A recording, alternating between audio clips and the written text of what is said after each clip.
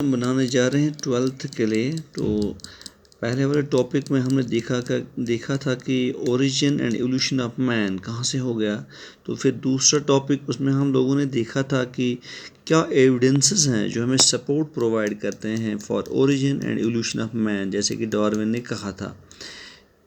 तो फिर जैसे हमारी डाइवर्सिटी चेंज हो गई, मैन इवोल्यूट हो गया, पहले वो सेम था just like apps and chimpanzees, तो फिर with the passage of time वो मॉडर्न मैन में कैसे तब्दील हो गया। तो आज का हमारा टॉपिक है इसी इवोल्यूशन, ओरिजिन ऑफ लाइफ और इवोल्यूशन में चैप्टर में 12th वालों के लिए कि एडॉप्टिव रेडिएशन क्या होती है, व्हाट इज़ एडॉप्टिव रेडिएशन।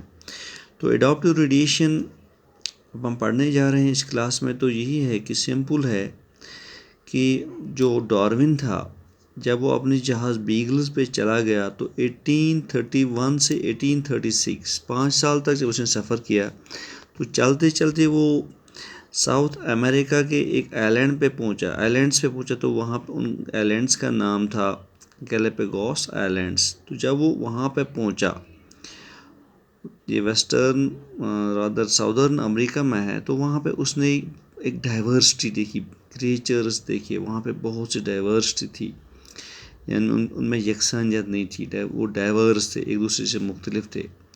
तो जब उस गैलापागोस आइलैंड पे उसने रिसर्च किया तो उसने वहाँ पे बहुत सारी बर्ड्स देखी, बहुत सारी बर्ड्स, परिंदे। तो उन बर्ड्स को लेटर ऑन क्या नाम दिया गया, डार्विन्स फिंच।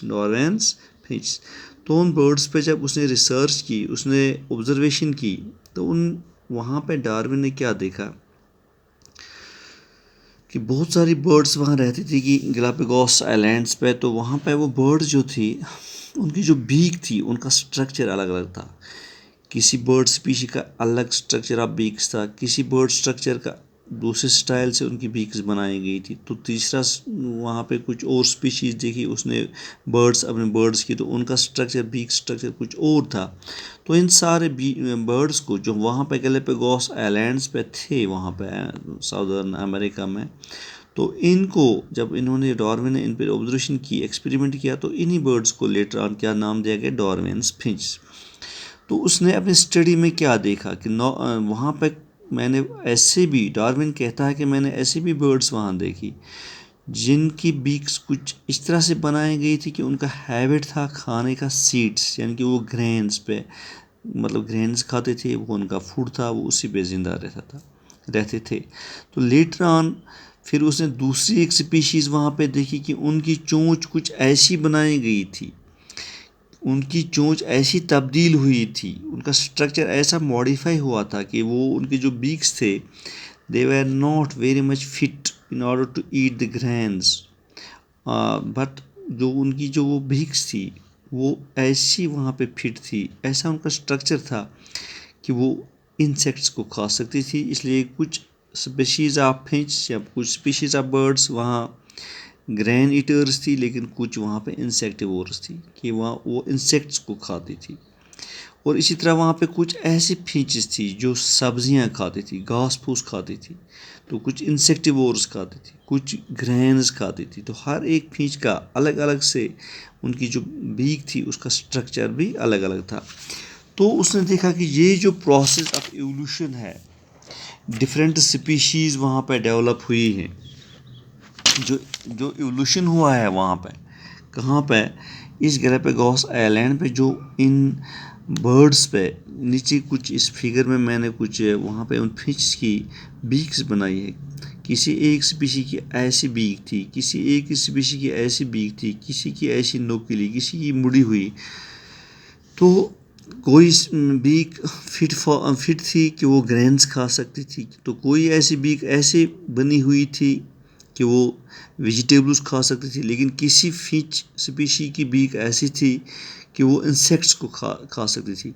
तो डार्विन ने कहा कि जो ये प्रोसेस ऑफ इवोल्यूशन है, जो वहाँ पे इवोल्यूशन हुई है, जो ये चेंज हुई है, जो ये डिफरेंस हुई है, जो कैरेक्टर्स वहाँ डेवलप हुए in different species of these birds, एक ख़ास जियोग्राफिकल एरिया में, मान लो कोई जियोग्राफिकल एरिया है, कोई हिस्सा है, कोई ज़मीन का टुकड़ा है जहाँ पे कुछ स्पीशीज़ रहती है और वहाँ पे इवोल्यूशन की वजह से वहाँ पे तब्दीली आएगी, चेंज आएगी।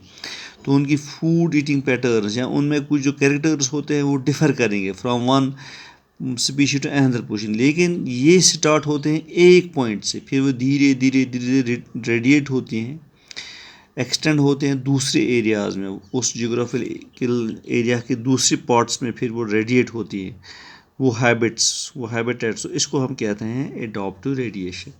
तो सिंपली आपको याद रखना है कि अगर एक जियोग्राफिकल एरिया में इवोल्यूशन जब होता है, एक प्रोसेस इवोल्यूशन का होता है, तो कुछ ऐसे वहाँ पर कैरेक्टर्स डेवलप होते हैं जो एक पॉइंट से वहाँ स्टार्ट होते हैं, फिर वो धीरे धीरे वो कैरेक्टर्स लिटरली रेडिएट होते हैं तमाम या दूसरे parts of that geographical area, कि उनका जो हैबिट होता है वो चेंज होते हैं। तो इसको हम कहते हैं एडॉप्टिव रेडिएशन। तो एडॉप्टिव का मतलब ही है कि अपने आप को एडॉप्ट करने के लिए करते हैं, ज़िंदा रखने के लिए करते हैं। तो जब इन्होंने अपने आप को अपने अंदर एडॉप्शन लाई, अपने आप को एडॉप्ट किया, अपने अंदर चेंज लाई, फिर जब उनके बच्चे आए तो उनमें वही करेक्टर ऑलरेडी से बना हुआ था। वेरिएशन से ये फ़ायदा मिलता है कि पहले जो इनके इंसेस्टर्स होते हैं, इनके पेरेंट्स होते हैं, उनको स्ट्रगल करने के लिए, मतलब जो जिस एनवायरनमेंट में वो रहते हैं उस एनवायरनमेंट के साथ वो लड़ते हैं, स्ट्रगल करते हैं अपने आप को ज़िंदा रखने के लिए, फिर वो अपने आप को एडॉप्ट करते हैं, कोई चेंज लाते हैं। अगर उनका वहाँ पे कैरेक्टर होता है, खाने का हैबिट होता है ग्रेन्स, लेकिन अगर उनको वहाँ ग्रेन्स मुहैया नहीं होंगे तो वो अपने अंदर एक ऐसी जंग लड़ते हैं, ऐसे स्ट्रगल करते हैं कि वो अपने आप को चेंज करते हैं वेजिटेबल्स खाने के लिए, इंसेक्ट्स खाने के लिए या पत्ते खाने के लिए। तो धीरे धीरे उनकी जो चोंच होती है उसका स्टाइल भी वैसे ही चेंज होता है। फिर जब उनके बच्चे आते हैं, ऑफस्प्रिंग्स आते हैं, तो जो उनके बच्चे होते हैं उनमें वो कैरेक्टर होता है, उनकी चोंच वैसी ही होती है जैसे वो चोंच फिट रहती है वो सब्ज़ी खाने के लिए या इंसेक्ट्स को पकड़ने के लिए।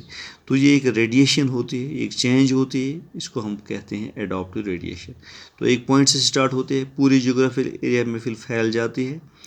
तो ये आपको आप समझना है कि अब आपको समझ में आई होगी कि एडॉप्टिव रेडिएशन क्या होता है। तो सिंपली एडॉप्टिव रेडिएशन ये एक इवोल्यूशनरी चेंज होता है एक एरिया में, एक जियोग्राफिकल एरिया में स्पीशीज़, डिफरेंट स्पीशीज़ के दरमियान, फिर वो एक्सटेंड होता है, एक पॉइंट से स्टार्ट होता है, फिर दूसरे पार्ट्स में भी वो पहुंच जाता है। तो नीचे डार्विन की कुछ फिश, इनका मैंने एग्जांपल दिखाया है, इनकी कुछ ये बीक्स, इनका साइज, इनका स्ट्रक्चर दिखाया है गैलापागोस आइलैंड्स पे। तो इसी तरह सिमिलर और एक केस हुआ है ऑस्ट्रेलिया में, वहाँ जो मॉर्सपॉल्स हैं। तो मॉर्सपॉल्स आपको याद रखना है कि वो एनिमल्स होते हैं which normally remain inhabit Australia and America. ये अमेरिका और ऑस्ट्रेलियन कंटेंट में ही पाए जाते हैं, कंटिनेंट में पाए जाते हैं। तो ये मॉर्सपॉल्स वो जानवर होते हैं जिनकी नीचे पेट के आगे इनका एक पाउच लगा होता है, तो उस पाउच में ये अपने बच्चों को रखते हैं। तो इनमें भी ये चेंज हुई है एक ख़ास पॉइंट से, फिर धीरे धीरे ये बढ़ गया वहाँ पूरे इस कंटिनेंट पे। तो इसको भी हम एक एग्जांपल मान सकते हैं एडॉप्टिव रेडिएशन की। तो लास्ट पे मैं यही कहूँगा, एडॉप्टिव रेडिएशन अपीयर होती है एक आइसोलेटेड जियोग्राफिकल एरिया में, एक कोई ऐसा ज़मीन का टुकड़ा जो बिल्कुल आइसोलेट होता है, अलग से होता है, जैसे गैलापागोस आइलैंड्स से आइसोलेटेड थे अमेरिकन कंटिनेंट में, एक साउदर्न पार्ट में समुद्रों के बीचों बीच। लेकिन वहाँ पर ये एक पॉइंट से स्टार्ट हो गई, फिर धीरे धीरे पूरे इस गैलापागोस आइलैंड पे ये फैल गई, ये रेडिएशन, ये चेंज, ये वेरिएशन, ये एवोल्यूशन, ये कैरेक्टर, ये इनका जो हैबिटेट है या इनका जो हैबिट है ये चेंज हो गया। तो इसको हम कहते हैं कि कन्वर्जेंट एवोल्यूशन, डाइवर्जेंट नहीं है, ये कन्वर्जेंट, यानी कन्वर्ज होता है एक एरिया में, उधर इधर से चेंज आते हैं, फिर ये कन्वर्ज होता है डिफरेंट स्पीशीज़ में। तो इस ऐसे चेंज को, ऐसी ट्रेडिशन को हम या ऐसी एवोल्यूशन को हम कन्वर्जेंट एवोल्यूशन कहते हैं। तो आज का ये क्लास था 12th के लिए, एडॉप्टिव रेडिएशन क्या होती है। तो होप आप लोगों ने इसको अच्छी तरह से समझ होगा। Thank you for being with me, have a good day.